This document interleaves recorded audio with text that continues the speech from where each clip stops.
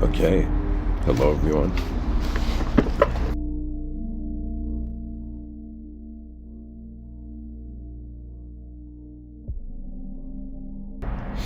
Okay, hello everyone.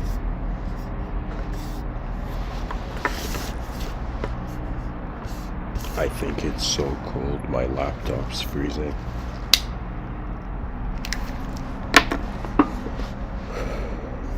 Hopefully it's audible, and I don't know, I thought about, speaking about something, like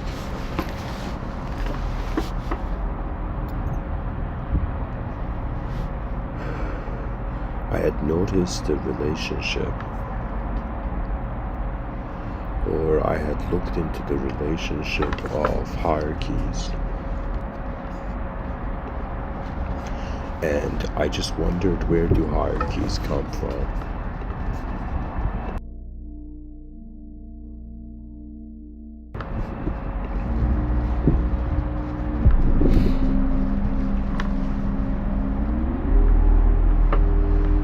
And it occurred to me that they come from different members of a species having different abilities. And when different creatures have different abilities and you put them in the same environment, same space, then psychological relationships begin to happen.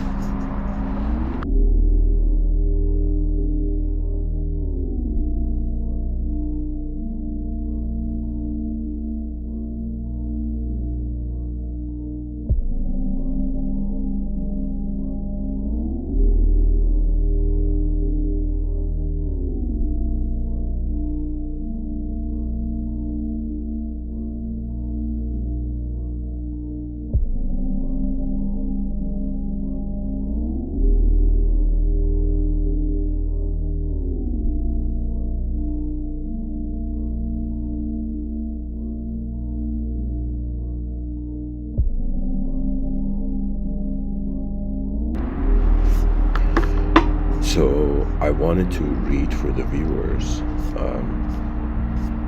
pretty much something about hierarchies.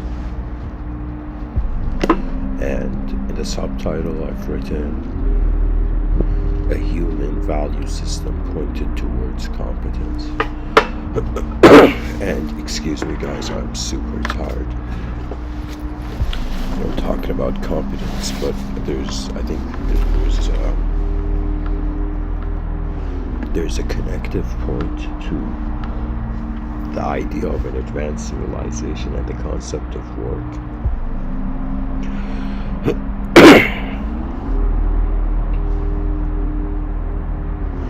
So I'll start from here, where, let me just bring it up.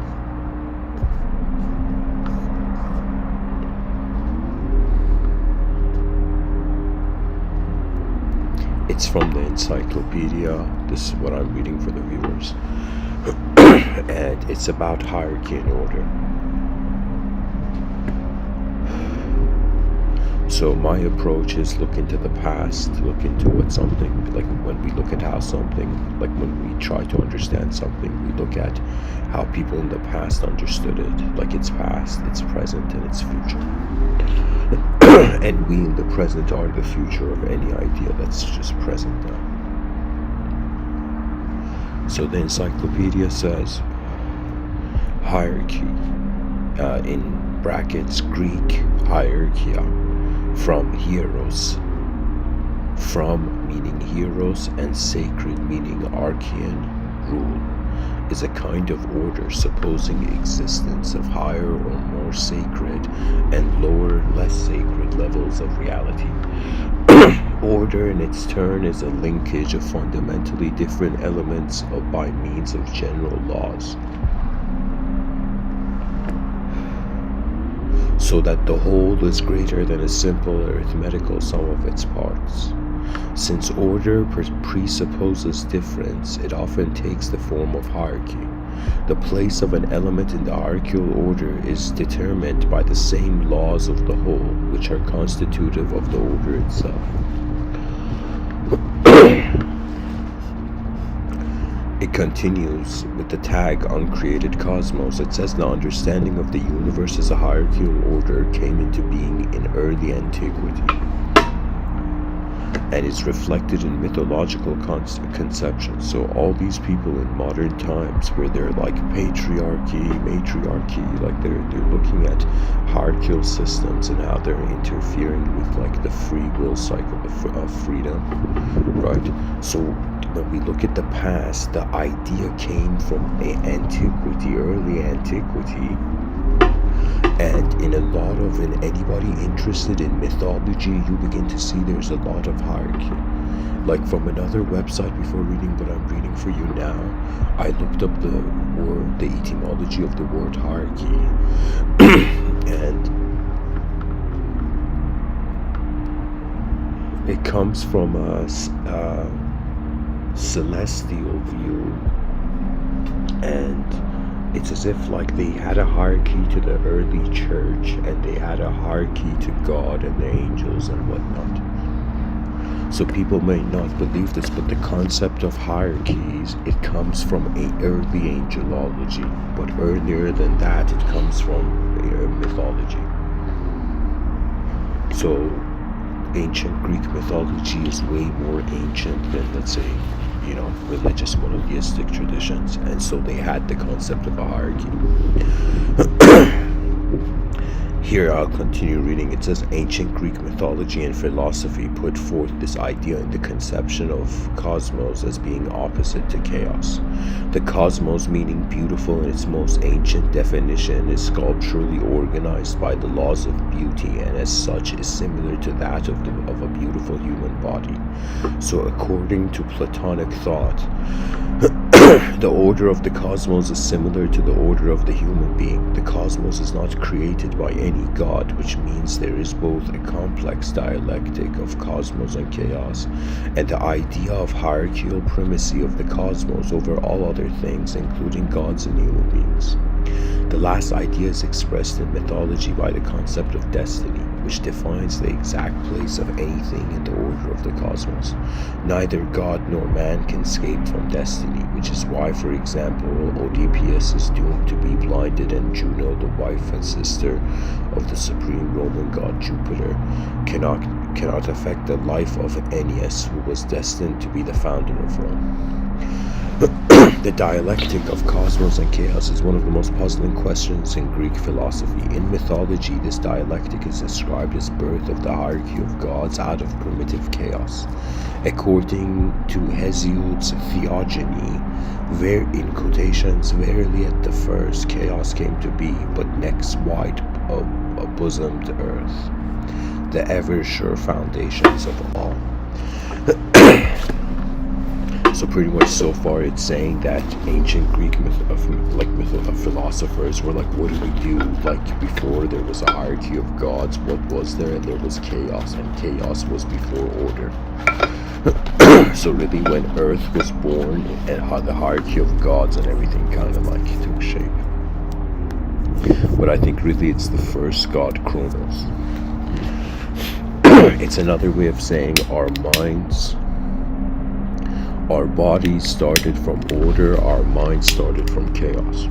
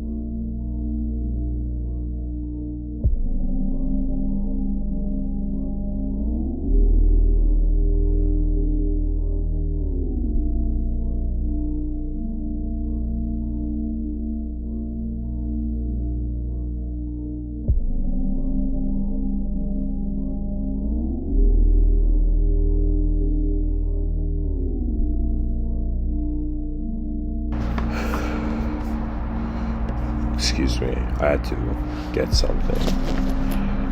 Okay, to continue. Where was I?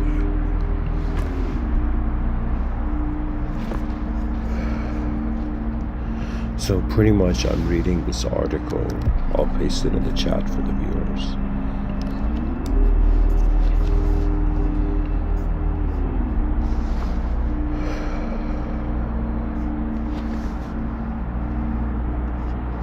It says the dialectic of the cosmos and chaos is one of the most, I think I read that when I came to, okay, so it says this in quotations coming to be, however, is described in pre-Socratic philosophy as a complex process of the circulation of chaos and cosmos. According to the Greek philosopher Heraclitus, fire, which is the basis of the world, flares up and dies out at times. The extinction of fire is interpreted as the birth of the world order.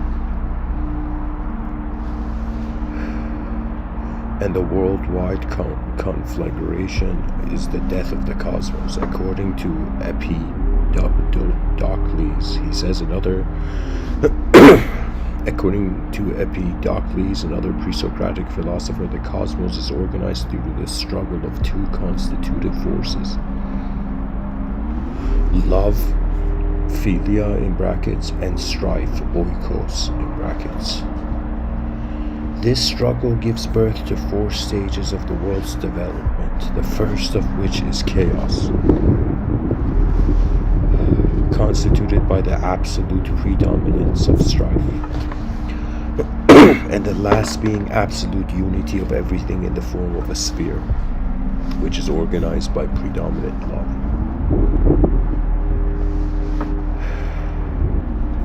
In the Platonic tradition,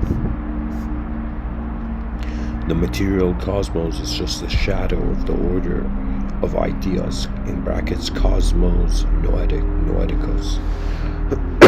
Ideas being hierarchically primary to material things, understood by Plato as forms, aideo, reasons, logoi, and exemplars, paradigmae, of things are themselves organized in hierarchical order. So pretty much he's realizing, Plato was like, yo, everything is in a hierarchical order, from shapes, from reasons and sequences of actions, you know, from the explanations of things. And it's like everything is organized in, at least things in themselves are organized in a hierarchical order. Now this is before people were like, yo, things are made from atoms, you know.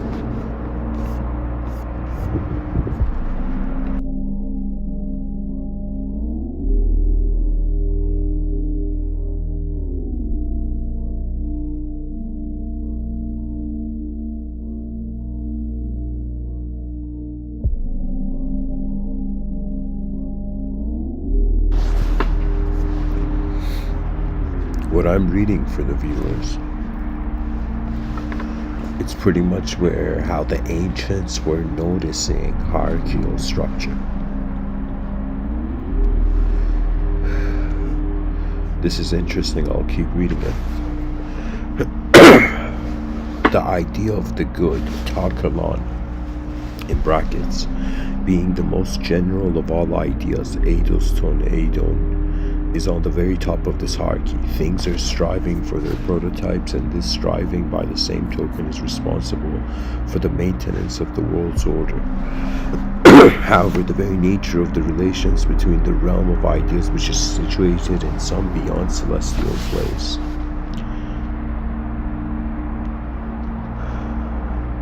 and the world of things, is problematic in the context of Platonic doctrine, and was described differently in variants of Platonism. For Plato, a master demiurgos was responsible for creating the world, and the nature of the striving of things to their ideas is described as an activity of the world's soul. The Roman philosopher Plotinus, the father of Neoplatonism,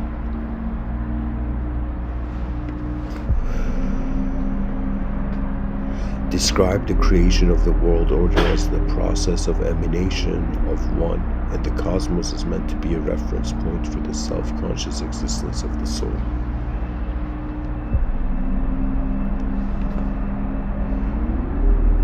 However, another problem arises in both Platonic traditions, the question of obvious defects in the world's order, namely if the ideal cosmos is good, because the most general idea is the idea of the good, who is responsible for the origin of evil. According to Plato, it is the result of imperfect reflection of ideas and matter. Matter is described as a pure potency of existence. As such, it is actually nothing, while it has potential to be something. It follows that if evil is a result of the materiality of things, it can be described as nothing as well, that is, as a defect of reflection, influenced by the Gnostics of the 2nd century, who had explained the existence of evil by the imperfection or even wickedness of God the Creator. Plotinus described the origin of evil as a result of the error made by the soul in valuing its expressions in physical cosmos over the contemplation of divine forms. So that's very profound. So what does that mean? So look, if I was to explain,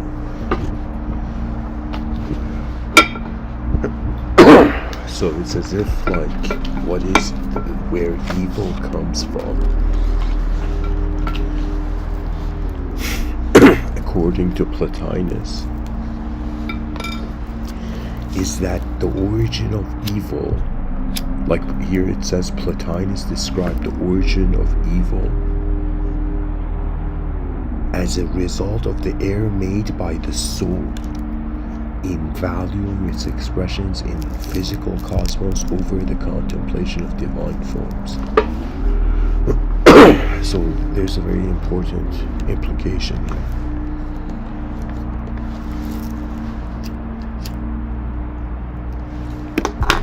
So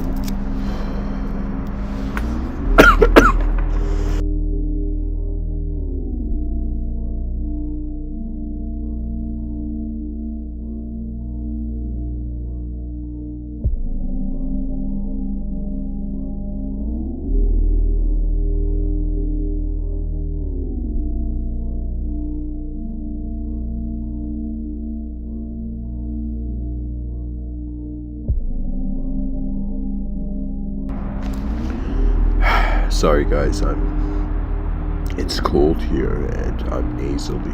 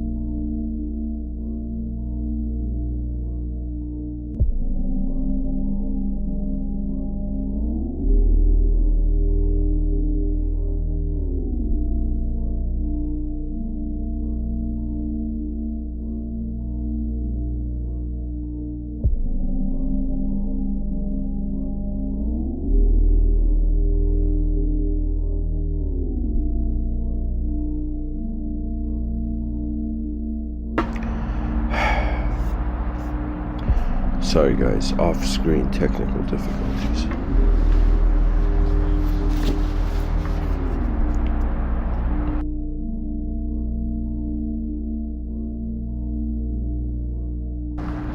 So the idea here is Plotinus is saying the origin of evil is an error the soul makes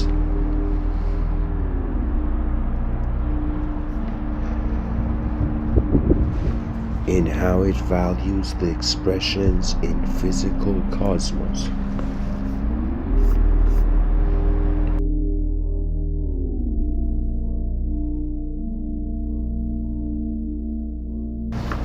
You know what it is?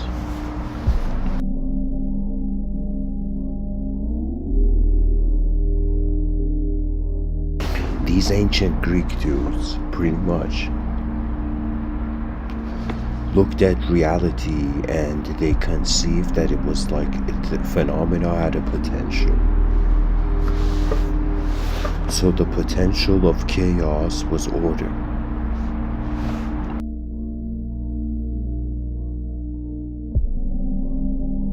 And the most chaotic thing is meaningless space.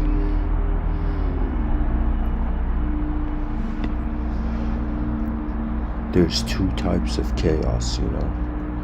There's the chaos of the infinite, just the void, and then there's the chaos of infinite complexity.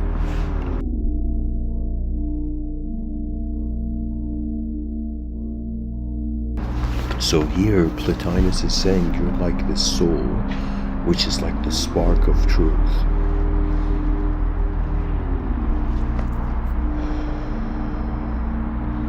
And so an evil person and a good person is all based on how in a chaotic world you are positioning order.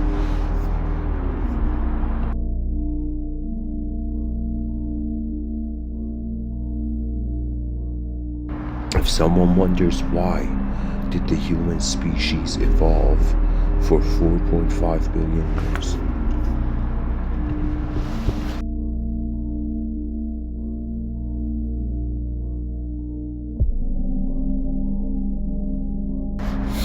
You know, why did we evolve for 4.5 billion years?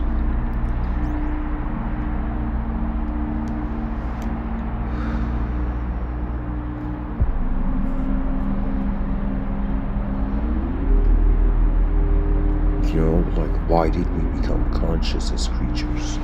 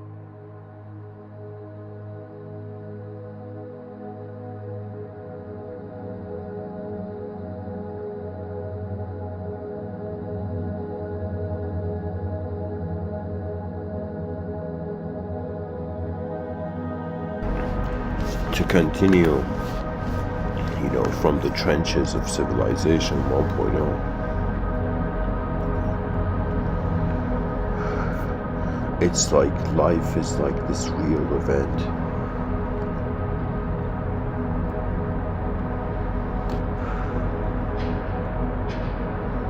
And in order for the human brain to generate a location, it has to create an abstract self to then create an abstract world. Our inner realms exist because we're individuals.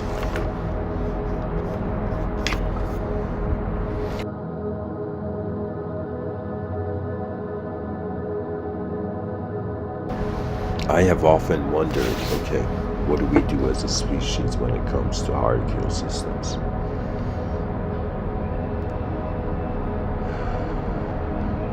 And just like a person can see different angles to an object, I have seen different angles to this subject, because at some point, I'm someone who can speak for myself and say it in the sense that I'm someone who was like, okay, why not? I'm alive for, let's say, 100 years is the human lifespan.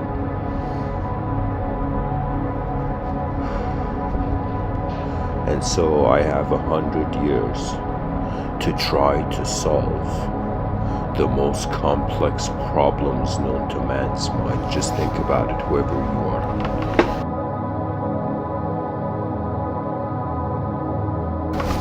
We are living in a world our ancestors cannot fathom. We're living in the information age.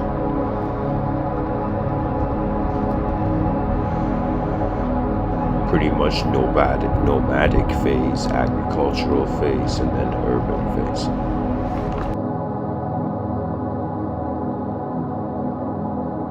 We are living in a world where human beings are very comfortably playing archetypal roles.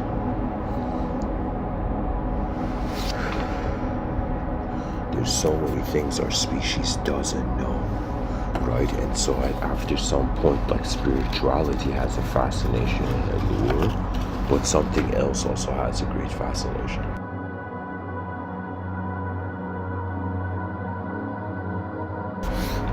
The purpose of our minds is to convert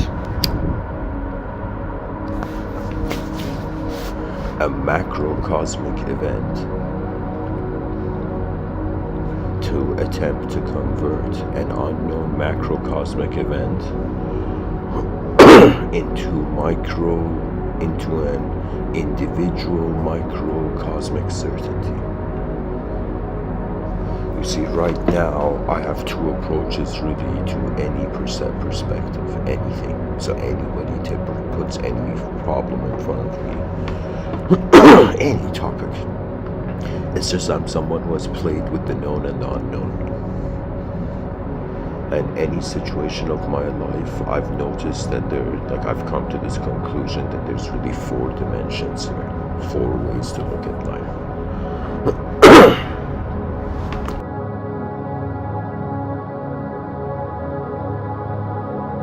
However, what is looking at these 4 ways is the unknown.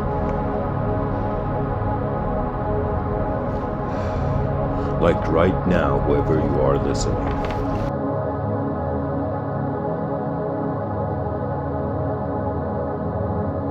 if I ask you, are you your name? Would you say yes? If I ask you, are you just your name? And if I ask the viewers, are you just your voice? And if I ask the viewers, are you just your ears? What would the answer be? And if I ask, is the world just the world? What would the answer be? You see, what I'm trying to do is trying to see, okay, if we want to build an advanced civilization, we need an advanced value system. Right now in civilization 1.0, reality is hierarchized, and its hierarchical structure is based on a sort of power. That means there is something at the top of every hierarchical system which is the source of its power. Right now, civilization 1.0 has chosen money to be the source of its power. Okay, we're living in a world where if you say after religion and God and truth, what's next? It's money.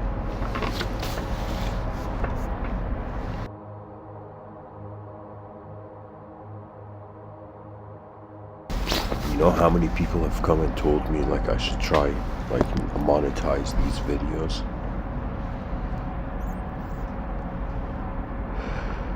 And because I'm a temporal being and there's mortality, I'm like, no, let him be heard. What I'm really trying to tell the viewers is that we're inside a system.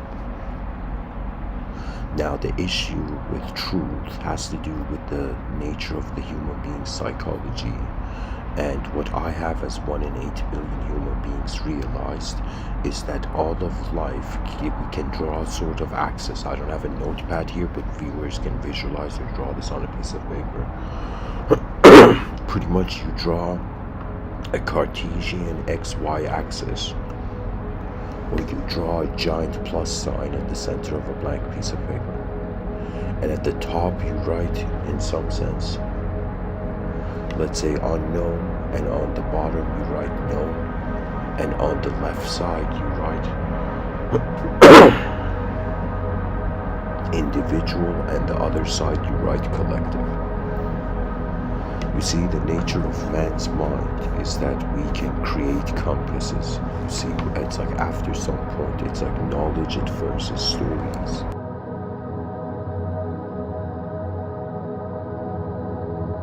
But then it becomes, what's the purpose of the story?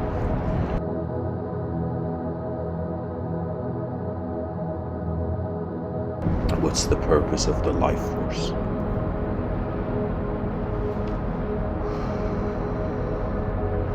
There are different types of hierarchical systems.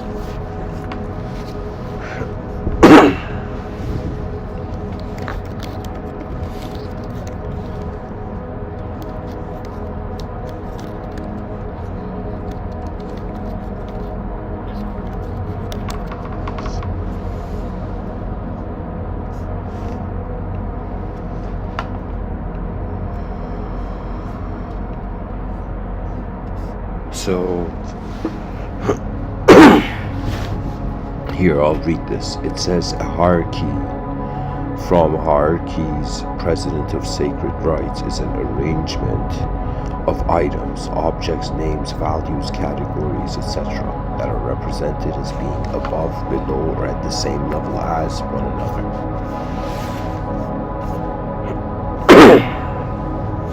So what we can say pretty much from what I'm reading here is that all hierarchical systems pretty much are functioning under this basic, let's say, blueprint of above, below, or at the same level. So there is top, just neutral, and then bottom, you know. So this is important because every human being is living in accordance to the hierarchical systems of their perception and what their experiences led them to trust about reality. Here it says, hierarchy is an important concept in a variety of fields such as architecture, philosophy, design, mathematics, computer science, organizational theory, systems theory, systematic biology, and the social sciences, especially political philosophy. It's important because it's just the evolution of man's mind and intelligence, right? Like when we look at human history, what happened? We were wild creatures organized into tribes. What happened after we got into tribes? We built cities. What happened after we built cities? We started building cyber realities, and pretty much what is going on is that the human species is moving. Technology is allowing the species to move from physiological suffering to psychological suffering. And the advancement of the future is how we prevent that psychological suffering.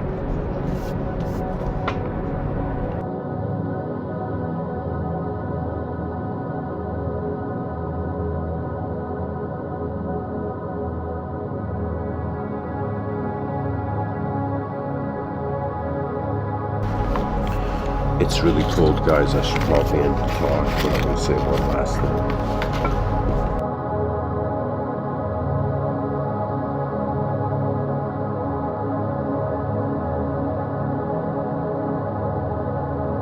What I'm trying to say is, at some point in every person's life, they're going to realize whatever type of hierarchical system they're in, whatever sort of value system they're in, whatever they think is cool or uncool or efficient or inefficient. The person realizes all hierarchical systems of man's mind are present in an unknown space. All human knowledge is encapsulated by an edgeless world. And because this is the case, it means if we are to believe into a hierarchy, we have to believe either an infinite, endless hierarchy, or we have to believe that there can't be a hierarchical system.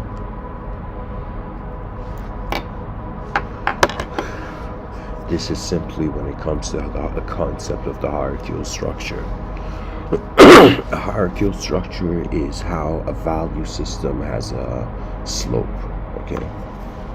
Now, what I'm trying to say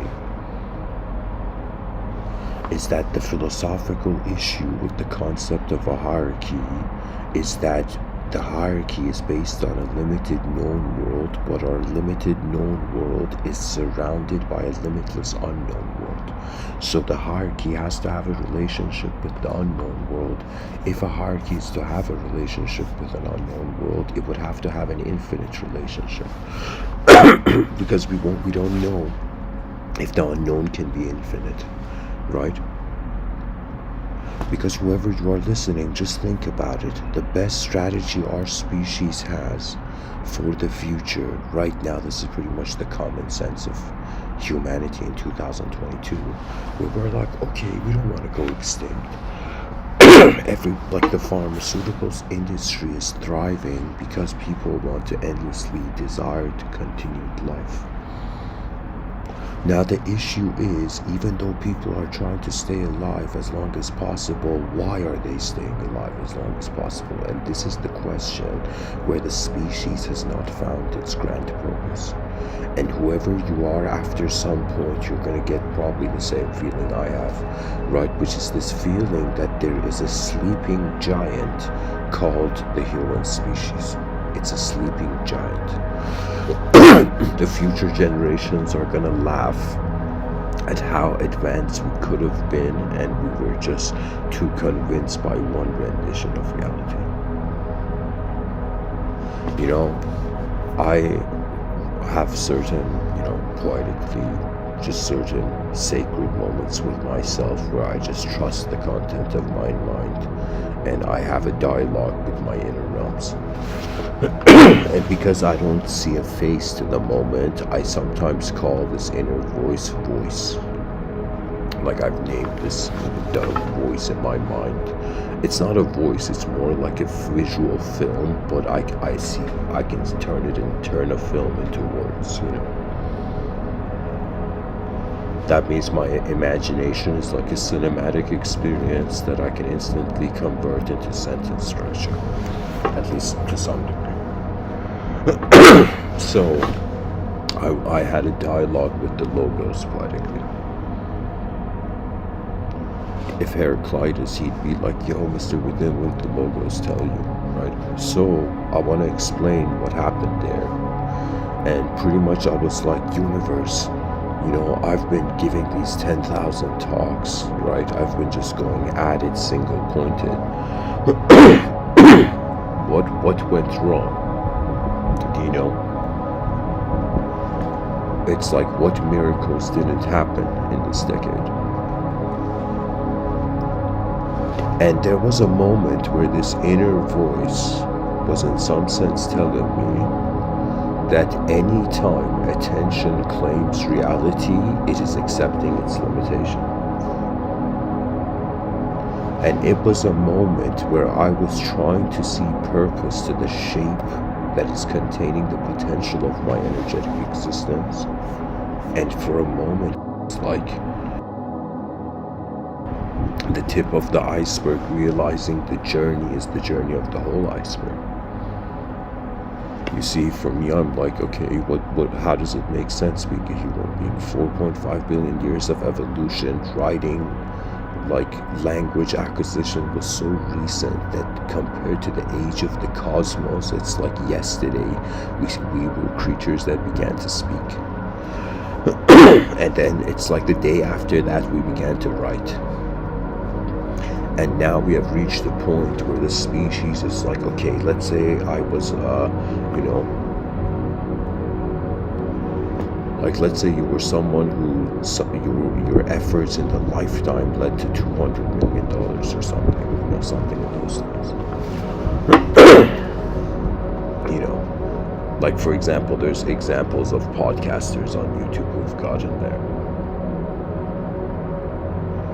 So what I'm trying to say is when the physiological problems are solved, the person's like, okay, what's the purpose of being a conscious entity? That means, imagine you're someone who has the healthiest body, and you have the, let's say you're a simple person, so you're let's say you have a pure mind, and so you're present in the moment, and you're like, okay, we're like these temporary lanterns in a dark forest, and what is the grand purpose? And then you suddenly realize, oh my God, all the stuff that I didn't know were clues to how the unknown is working.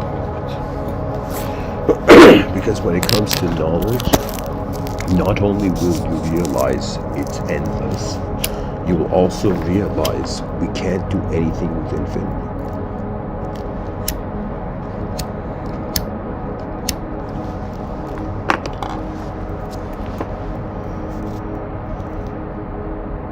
For me, the hierarchical system of this world is like a circle. That means there's, like, to me, states where reality, if somebody was like, okay, what's it like being a multidimensionally conscious human being? I would say it's like there's moments where you can look at the whole moment and see that everything is nothing. The context of emptiness is encapsulating the meaning of fullness. That means you look at objects and they're like, these are just objects, my mind is giving it value. You see, in Tibetan Buddhism, they had the concept of inner treasures.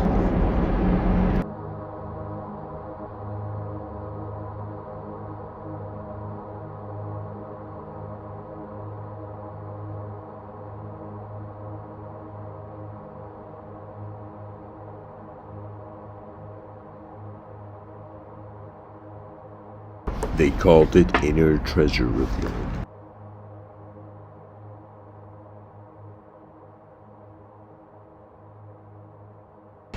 Outer treasure is something that is as important as trying to just survive.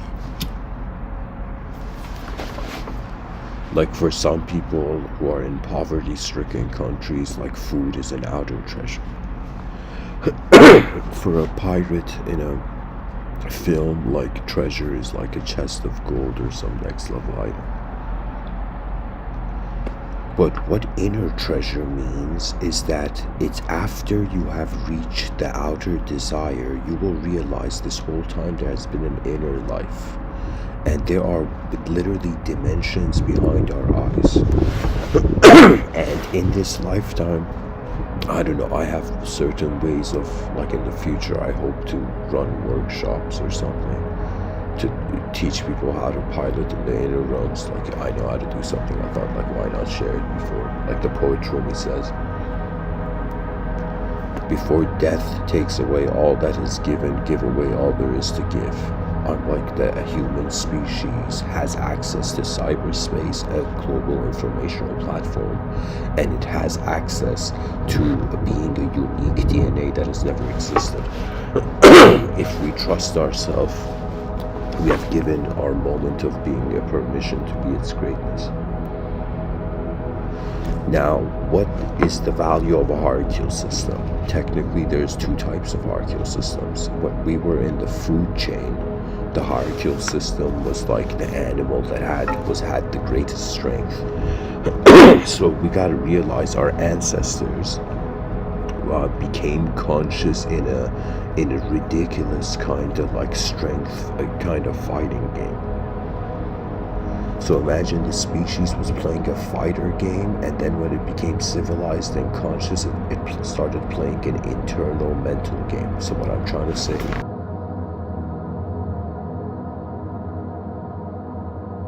is that we're creatures that from an objective world use the subjective world to act and behave differently. If somebody says, what led to the creation of civilization? I would say it would be the privilege of human memory. It was the ability of human beings to remember what had happened yesterday that led to the momentum of the greatness of what the future could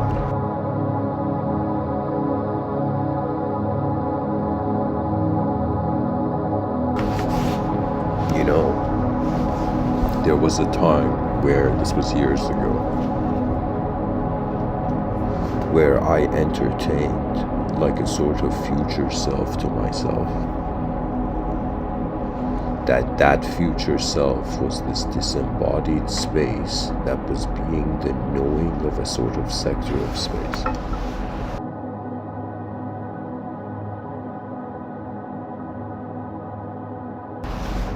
It's as if after selfhood and worldhood, one is left with the unknown godhood. Pretty much what is there to look at in this life? Self, world, others, and God.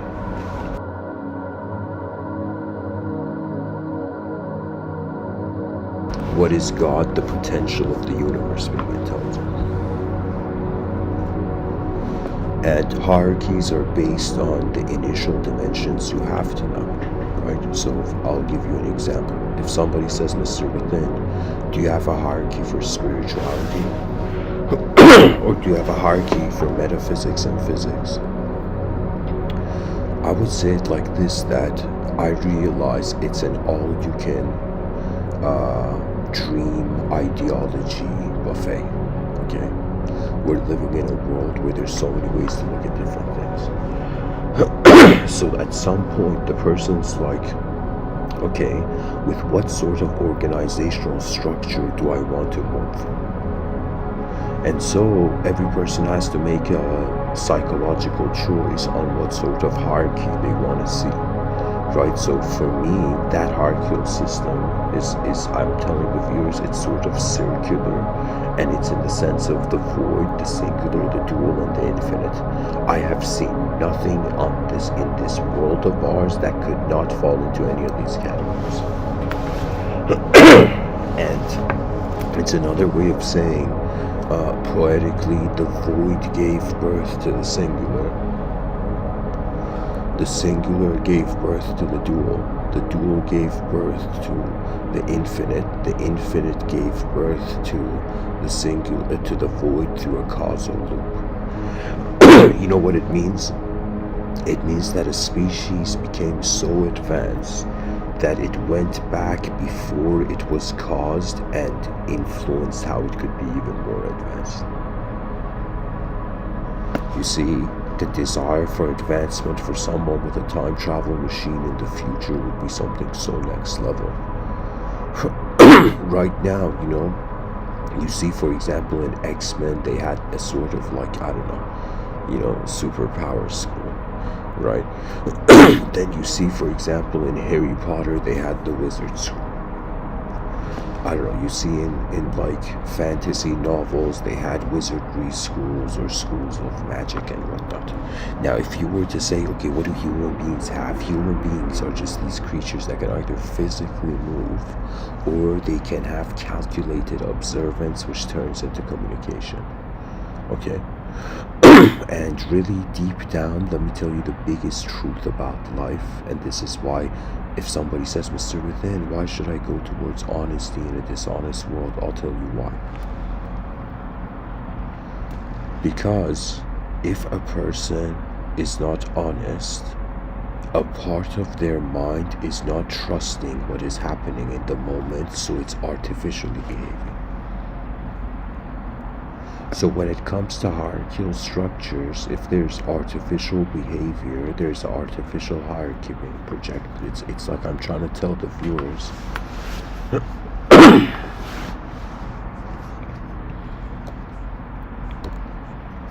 I'm trying to tell the viewers that there is a world in front of your eyes, there's a world behind your eyes.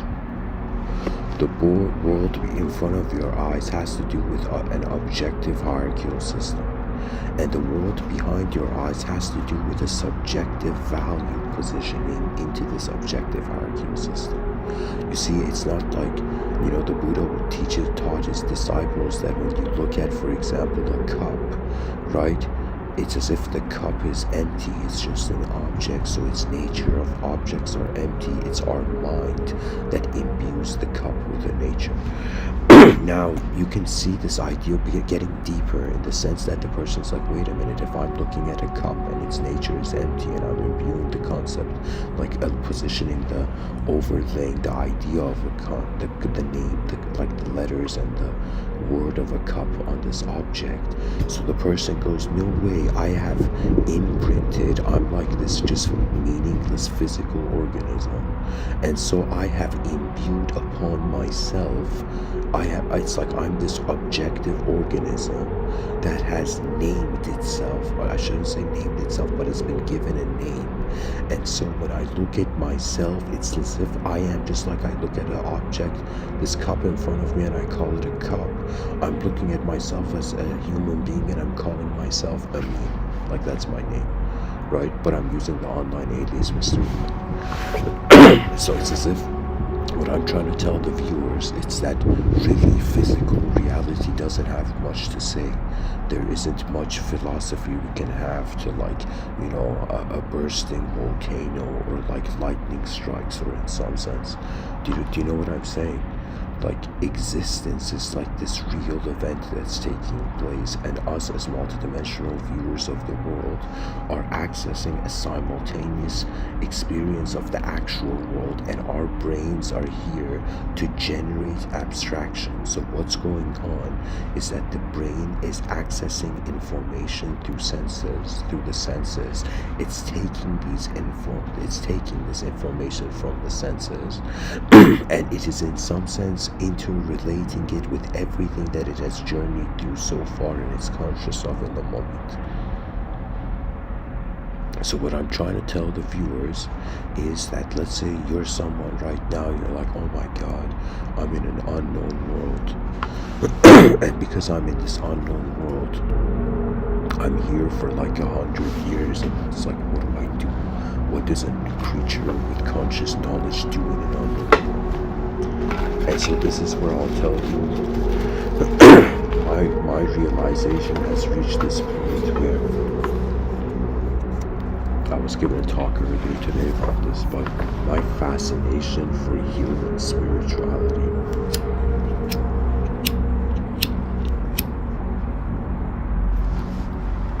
my fascination for different entities and different hierarchical systems to this world. Like, hierarchies are just like another way of saying we're classifying things dualistically. That's really what a hierarchy is. It's like a type of duality.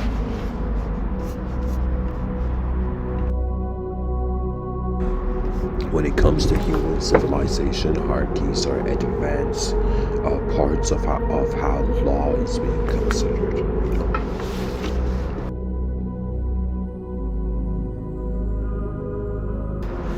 But anyways, what I'm trying to say is that when you realize you're not an ideological entity, your relationship with hierarchies change. You realize whatever you have thought, it was a thought. You realize whatever you are now, you just are. Right? You realize whatever memory you have, your memories are there, present. And it's like the human being finds itself very blissfully alone with the whole cosmic event. So the hierarchies are based on a person's choice. I'll give you an example. For example, when I go visit my grandparents, they're religious and they're old. And so when I go there, I abide by the hierarchy of that cultural standard for them, right?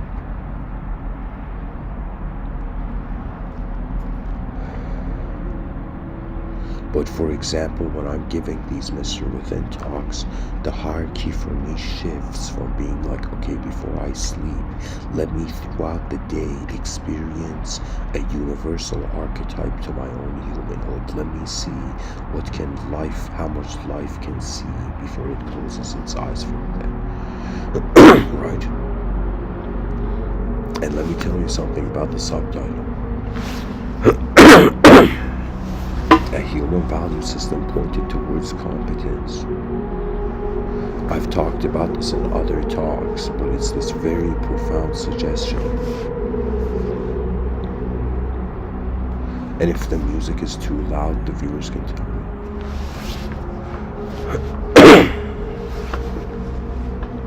So it's this idea where I was thinking, like, let's say in the future there's the possibility of an advanced civilization, and as one member of the advanced humanity of the human species, I am asking myself, okay, how would the hierarchical structure be? And I realize that an advanced civilization is functioning under the premise of advancing all dimensions that are accessible and fathomable. So what is the suggestion of this? The suggestion of this is that a future advanced civilization will have an infinite hierarchical system. It will also have a multidimensional spectrum where there's parallel dimensions to reality. So right now somebody does something, we're like, yo, that was good. Somebody does something and we're like, yo, that was bad. It's a dualistic hierarchical system. But in the future, there's going to be like infinite types of chaos, infinite types of order. There's going to be, it's like the human beings are like, yo, we can't clone everybody into one type of ideological system. That's madness. So what do? In the future, it's going to really, believe it or not, become an incredible gladiators arena. But it's going to become a gladiators arena of the most skilled human beings and the most incredible ideas. What we need to do on this planet is to organize two movements. One movement is this whirlwind of the most advanced, let's say, health practices kind of spiraling globally. Okay. It's like trying to build an advanced civilization where there's healthy human beings, right? And physical technology is being utilized in the most efficient, natural, and advanced way. So in the outer realms, we want to be like advanced beings that, like, the only way to build an advanced civilization and for it to be advanced is that it has to be advanced from the beginning. So what I'm trying to tell the viewers is that I'm a being just like everybody else. I'm this creature in the space-time continuum. I'm like, okay, there's this whole genetical program, which is the biological system. There's my whole memory and conditioning and personality, which is my cognitive system, right? And like my conscious journey, my journey through consciousness so far. And then there is, in some sense, moments in my life where I have watched my mind and body happen, and I was like, yo, who's watching this? And in those moments, all hierarchies were in the void. So to me, I was like, it's as if somebody wants to have VIP access out of a hierarchical karmic cycle, right? The answer is that you ask yourself, where is all value? And when you ask this question, you begin to realize that every person, in order to be an individual, has positioned themselves in some sort of, contrast of the best and the worst. I'll share with the viewers something that personally happened to me.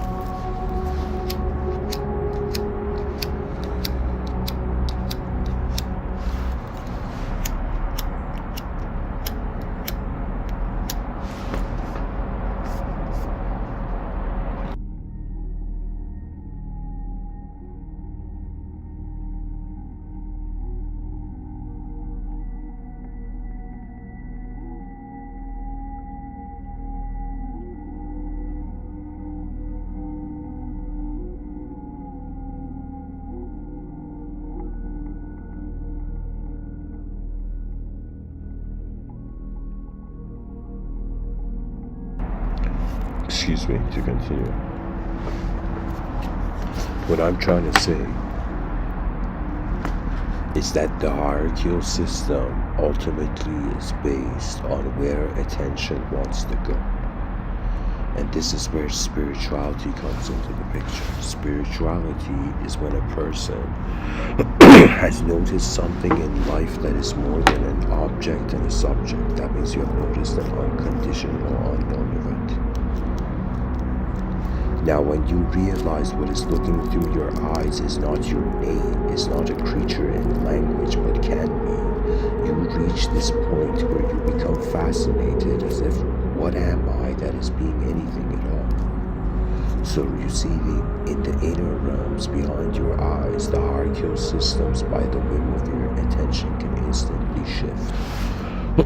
But in the outer realms, the hierarchical systems are like ancient systems that are journeying trying to pass the test of time. You see, there was a night where the moment I realized the destiny of the human species is to build an advanced civilization, I honestly, like a part of me suddenly was like crying to itself. And what do I mean by this?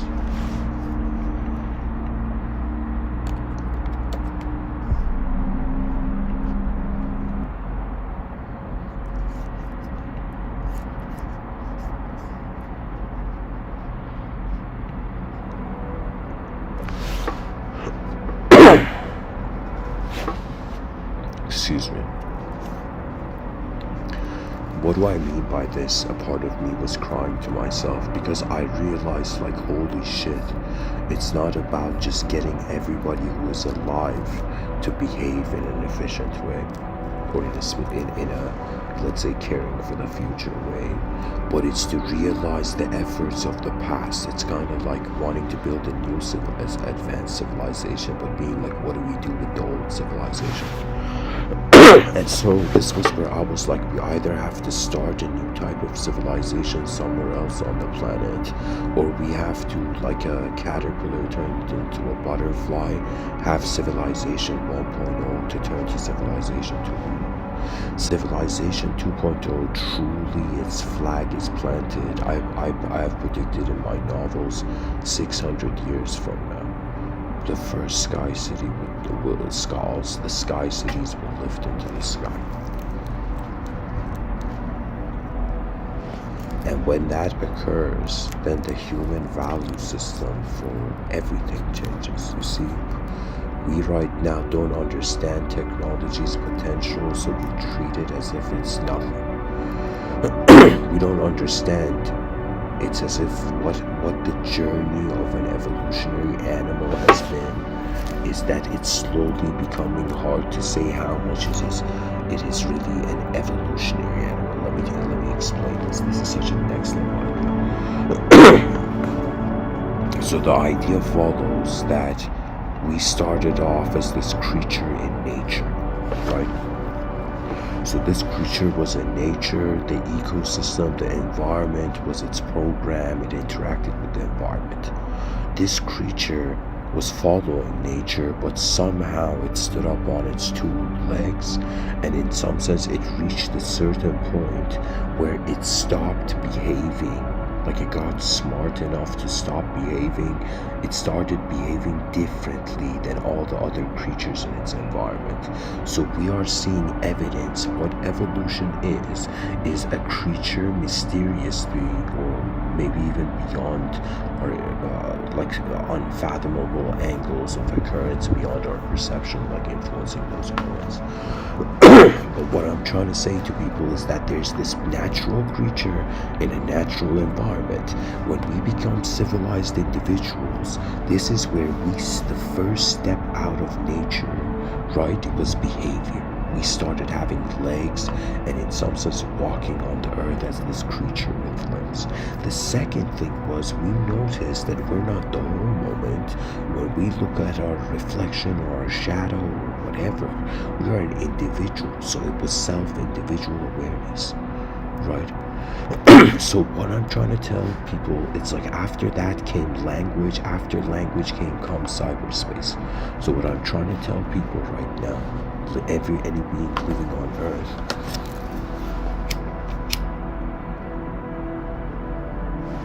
we are seeing a creature being pulled by something that is unnatural.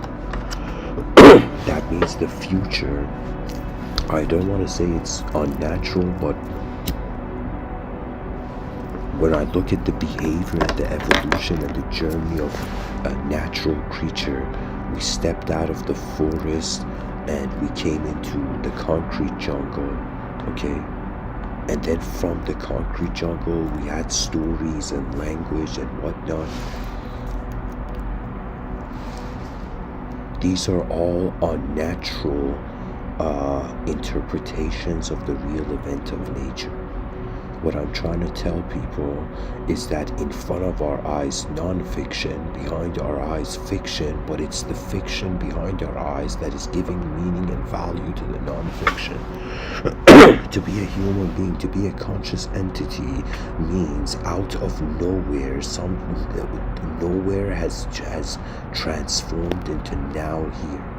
That's what really life is. Something that was nowhere, something that was chaos. When the human being is born, that is by a biological entrance into a biological cosmos.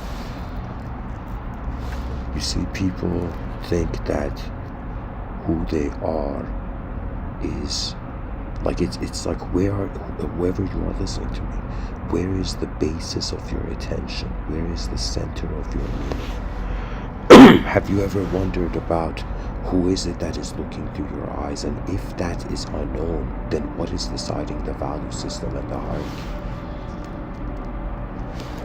You know, I wrote this short story.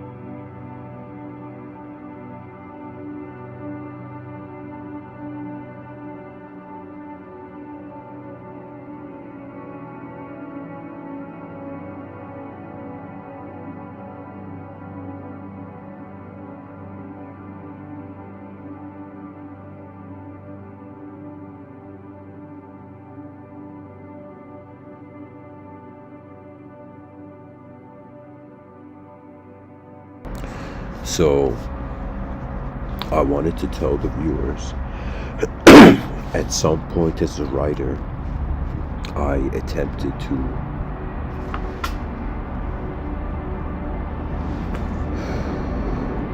I created and designed a short story titled The Day the Gods Cried.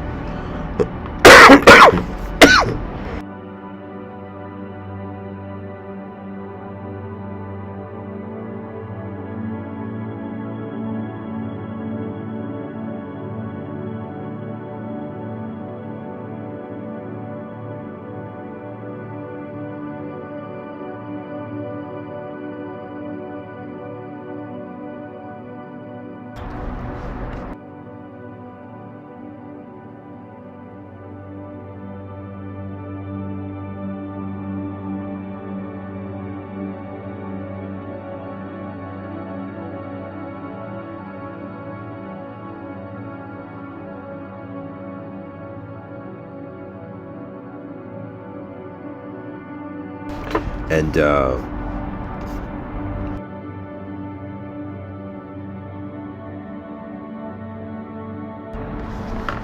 as a writer, I was playing with the polytheistic structure. And pretty much the short story is about this guy who coughs too much.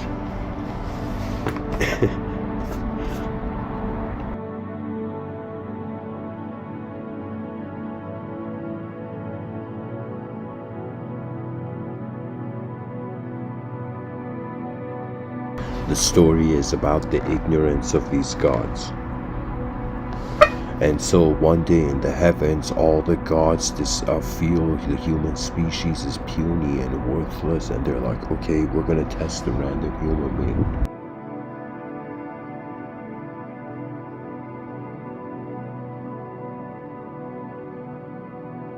And so what happens is, out of all the human beings, this random human being is chosen by all the gods on the clouds. And this human being is given challenges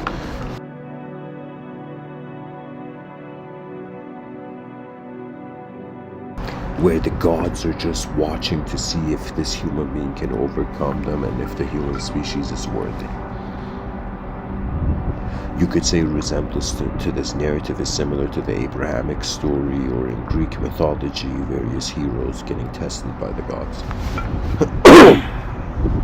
But what it is, and sorry for the coughs, but I gotta say this. So the story of the day the gods cried is all these gods are laughing at the beginning of the story, and then they decide to test the human being, and there's one god out of all these gods that is the son of the like the second, like the first son of the actual god, the original god of all gods.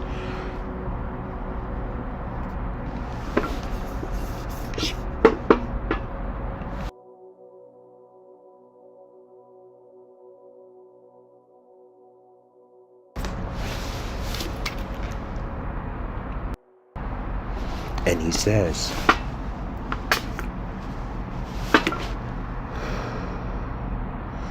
the son of the original god, all the other gods are laughing, and they want to challenge the human being, or they want to, let's say, destroy the human being, the human species. Let's say democratic vote or something. And so this one god, the son of the original god, he doesn't laugh, and he says, in some sense, let's see the human being's ability. The theme of the whole story is competence. That's why I'm sharing it. So in this story, all the gods begin to challenge one human being, and some people would say, like at this point in the story, this is the unluckiest human being on the planet. Now, what happens in the story is that this human being goes through all these challenges, and miraculously last second, as if trusting the moment and his intuition, this human being passes through all challenges of the gods, whether chaotic, ordered, deceptive, desire-bound, whatever. And the gods at the end of it are all crying, not realizing the divine potential of the simple human being.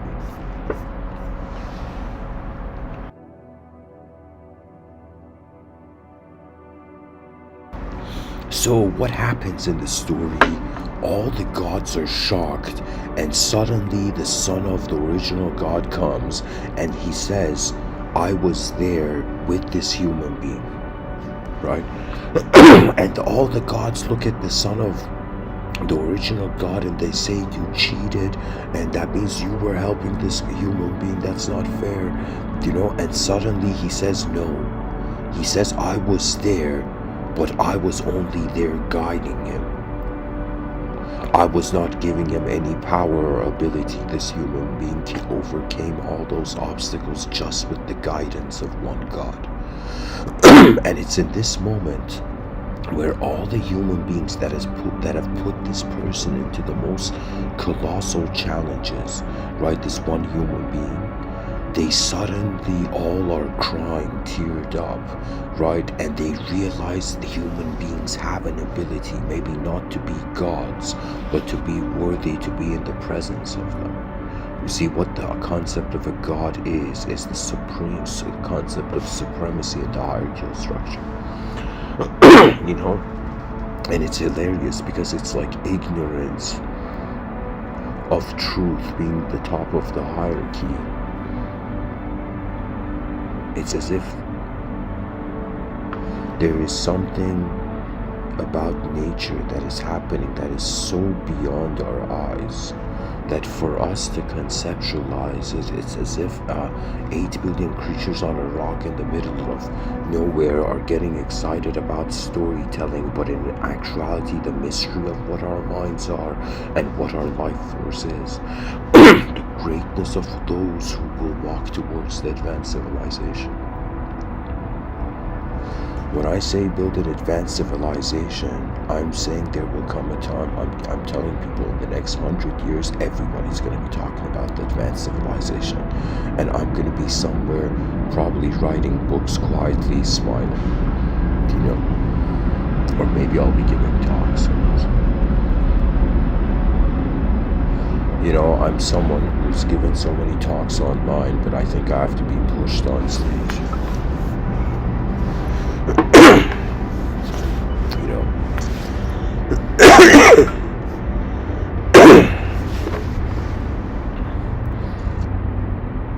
I don't know, maybe if Terrence McKenna's daughter asks me.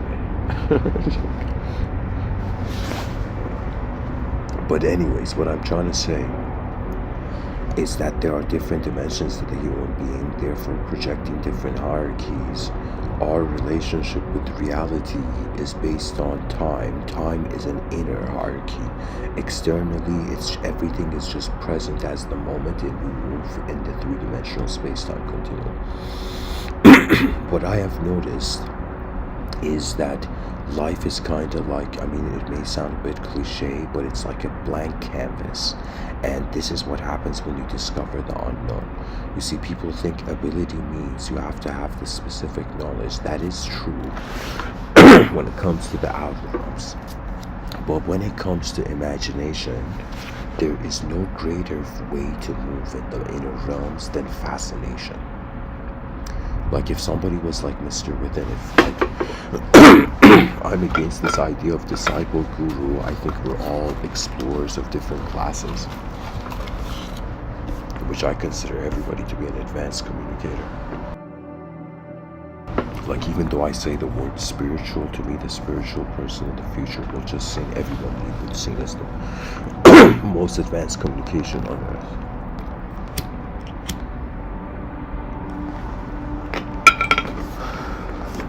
These hierarchies are very important, and just to finish off the story, what I'm trying to say is that the day the gods cried is when they doubted their own creation.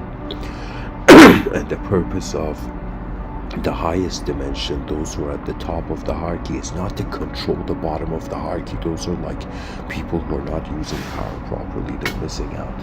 You see, let me tell people the greatest hierarchical system for human psychology, and it's in the Book of the Samurai. Like I'm reading something that's literally from this book called the Book of the Samurai Hagakure.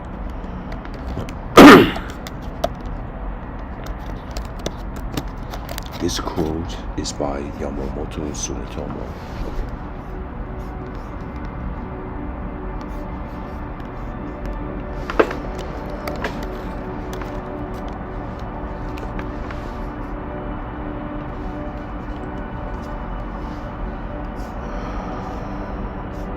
I'm just trying to find it. Hang on, guys.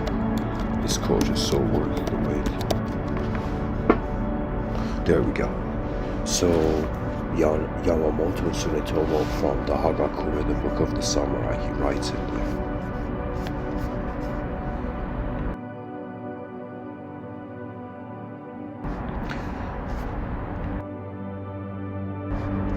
You know, what he says in the Book of the Samurai, he just says these words in a sequence, and I'm going to read it from right to left rather than from, here, I'll read it. He says, the exact thing written in Hagakure, the Book of the Samurai from Yamamoto Tsunetomo, he says, respect, first word, honesty, courage, rectitude, loyalty, honor, benevolence.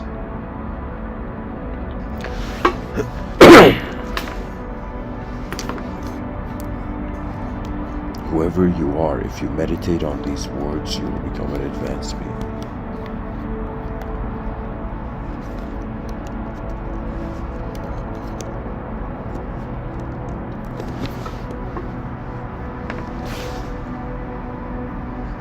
Now, my vision is that the top of the hierarchy is benevolence. The bottom of the hierarchy is respect. That means if the lesser type of being you are, the more respect is the purpose you're born. But the more advanced of a human being you are in the world, the more, in some sense, benevolence. So I'm this person who's like, yo, what's the top of the hierarchy of, let's say, a psychological life or self-actualization of, you know, entityhood, and I have come to the realization it's benevolence. Like, you know,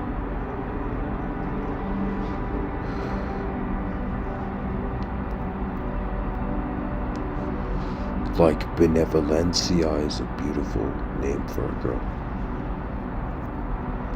But anyways, the concept of benevolence is the ultimate advancement. So let me tell you why. If we associate advancement to ability, if we associate ability to how free will is making an energetic choice, pretty much we're living in a world where our conscious attention moves us, and in whatever field we are, we can choose to associate with a certain time zone of it. Like if I was to classify, let's say, employees in a company, right? Like I think I'd be a good manager, but my experiences are more in film. But I'll say it this way.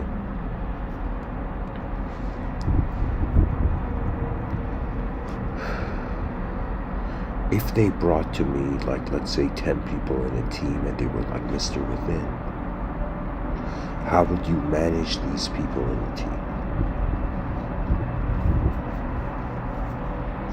I would first ask each of them, what do you value the most? Like, what's the best moment in your life? Is it in the past? Is it the present? Is it the future? Imagine a bunch of the employees say, when I got married recently, that was the most beautiful moment. And eventually, just the person wants to see where is the attention of the person in the moment. And the way I have kind of like freed myself is that I'm like, okay, whatever I do, in anything I do, I'm going to some degree, anything where my conscious will and beam of attention moves through, I am choosing to do it in an advanced way. And what advancement means is we see the full picture. I am, you know what it is? We're living at such a cool time where the sleeping giant is the advanced humanity. And I have this feeling that those people who listen to these Mr.Within lectures, a generation of children are going to be raised, that they're going to have a universalist perspective on life. They're going to see things not in the context of just societal, cultural, ethnocentric meaning, but the person realizes the beautiful privilege of being in an unknown world, 8 billion creatures on spaceship Earth, 8 billion crew members. For me, I'm writing the book on this. It'll be out soon, hopefully. I shouldn't say out soon, I'm just working on a book, right? But it's an incredible new book coming. And in this book, I was envisioning, trying to envision the furthest future of humanity. And you know what I realized? The hierarchical systems are based on value. Value is based on a limited entity's journey through time. So it's another way of saying human hierarchies are time-bound. It's like you're this physical object in space. This object can behave subjectively, and this time is a sort of subject reminding the object that it's here for a limited time.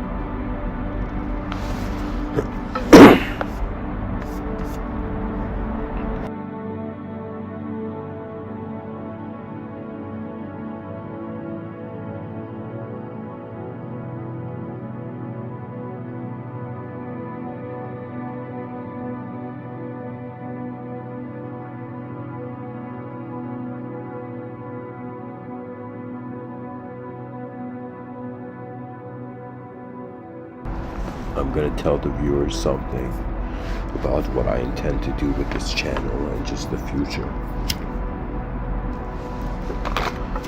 What I intend to do is I'm probably going to write a post about this in the community section. But for the membership part of the YouTube channel, I'm going to schedule for a year, daily uploads of content.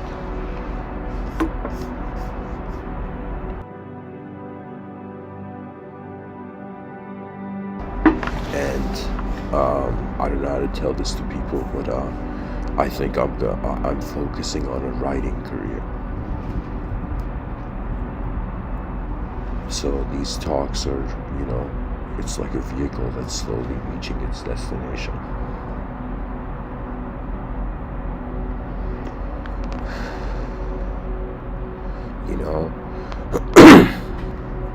The 10,000 talks, it's very fascinating. Where I asked myself, like I had a sort of hierarchical, sort of dualistic system to my own psychology, and I'm like, man, is it even possible for a biological human being like me with my type of cognitive system, for this creature with this kind of mind to give 10,000 talks for the betterment of mankind? I thought about this. It was like when I was a young kid, my mother was like, be a good person. And I thought about later on in the future, I was like, how can I be a good person in a world where there's bad? And then eventually my attention grew beyond dualism. So right now I'm a person who has found a sort of comfort with looking at life and being like, everything is being everything. This is a singular dimension, or I'm just being me, singular dimension. My mind finds itself content with the singular. I look at anything that is dualistic, good, bad, right, wrong, any moment in my life where I failed, or any moment in my life I succeeded, any moment in my life where I was smooth, any moment in my life where I was abrupt. That's all duality, and my mind personally has come to contentment with duality. It's all around, it's been there from the beginning. Life and death is like the major duality.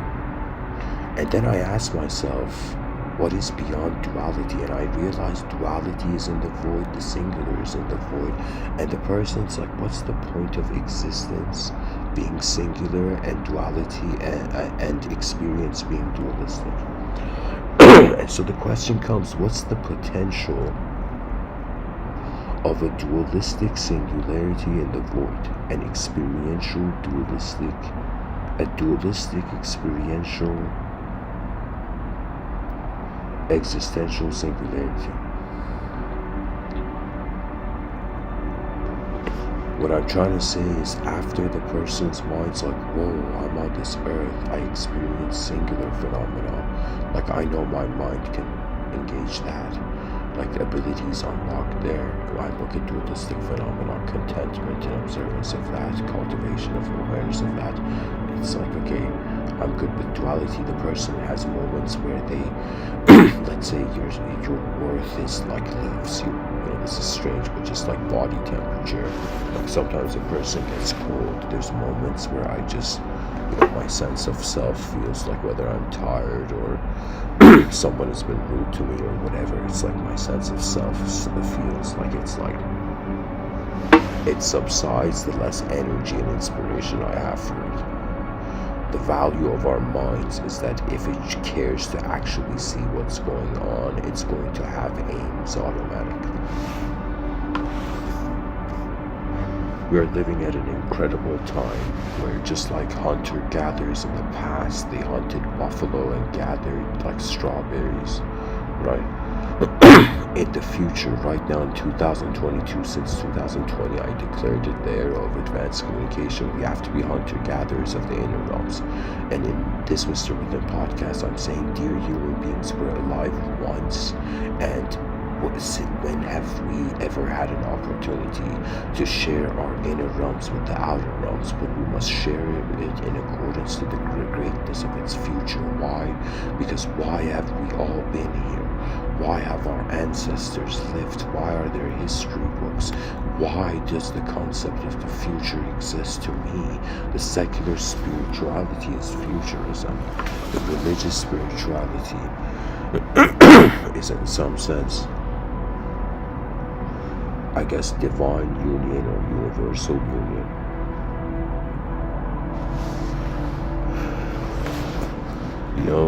That dialogue with the logos I had, there's this feeling I have which is kind of bizarre, but I feel there's going to be advanced schools of communication, and the species is going to realize that we have evolved to be minds. We have access to a global cyberspace information sphere. And so really what we need to do is try to get the greatest ideas behind our eyes outside in front of it. And anyone who helps me to do this, it's like, I think the future generations will listen. It's strange, I'm this person who, before giving these Mr.Within talks, I reached a sort of conclusion on reality that there is nothing to do when everything is me. This was 2013, where I was wearing Tibetan Buddhist beads and I had long hair. And I would go sit on rocks and rivers and whatnot. So anyways, what I'm trying to tell people is that if you try out for one day and make benevolence the top of the hierarchy, and just realize the most advanced beings are already being advanced, so they don't have the psychology of a creature searching for it. This doesn't mean ignorant, like arrogance. It's another way of saying that every person is responsible for anything that they are seeing that no one else can see. And this discrimination between what you see when you close your eyes and what you see when you open your eyes is the psychological stable point where a species lifts off into the stars. It's discrimination between how your mind is moving the moment before you actually live as a body in the moment. And it's pretty much people have to care for organizational theory, they have to care for information theory, and they have to care for systems theory. And all of these based on who you are, it's as if to me I have this vision that every poet, just like Native Americans had spirit animal guides, like animal spirit guides and whatever, animal spirits guiding them, right? I have this vision where for every poet and writer there is a great metaphor. They have a spirit metaphor, radically. A great metaphor is like guiding them. I'm just someone who's like, okay, we have outer technologies, inner technologies, and so we have people like Elon Musk, let's say, expanding, the outer technologies, and let's say we have people like Mr.Within attempting to expand the inner technologies, and for a species to truly realize that really it's strange, in front of our eyes the meaning of life seems to be conditioned or filtered through the laws of nature and how existence is set up, but behind our eyes how we're experiencing this existence is literally the choice of our attention to see how we have cared for what we are so far. As someone who's a smoker, let me tell you, I've had moments where I've had this psychological panic, and it's as if I am like, why is it that it's like a part of me is destroying myself, and a part of me is finding from that destruction and urgency towards creation. And then I realized it's like at some point it doesn't matter. At some point we all enter the unknown, and it's as if really who we lived for or how our eyes were living for everyone. This is my conclusion. This is the Bodhisattvic path. The Buddha got enlightened from the self. The Bodhisattva got enlightened from the world by being the world. Dear viewers, the future of our species.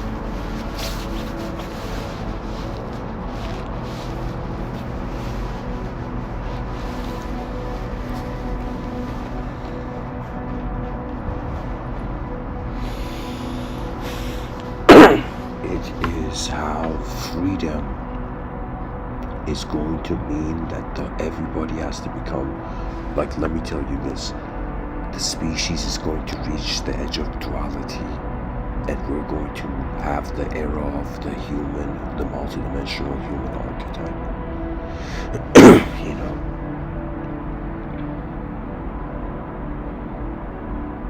People are going to be like, yo, does that mean spirituality? No, it means that there is a chance that this whole time we've been thinking we're just the display of one dimension, but we are on, it's as if on one level we're just this energetic existential being, on another level we're the psychological subjective doer that is moving the object, and so multiple dimensions present, and it's like 8 million it's like 8 million physical existential creatures, with each of them having, like, in some sense, 8 billion psychological inner realities.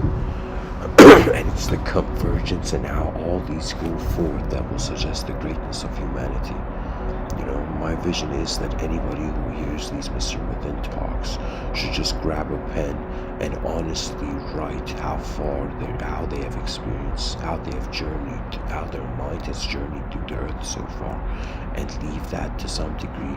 Maybe in the future, I might be able to start a library of names where, where we can archive the greatest visions of all human beings. To me, this concept of School of Athens 2.0 was this idea that, like, we created, just like we have the United Nations, where all nations are politically represented. What if we had a United Nations for philosophers, and philosophers from all around the world came and began sharing the greatest conceptions, the greatest perceptions on really what is the implication and meaning of reality.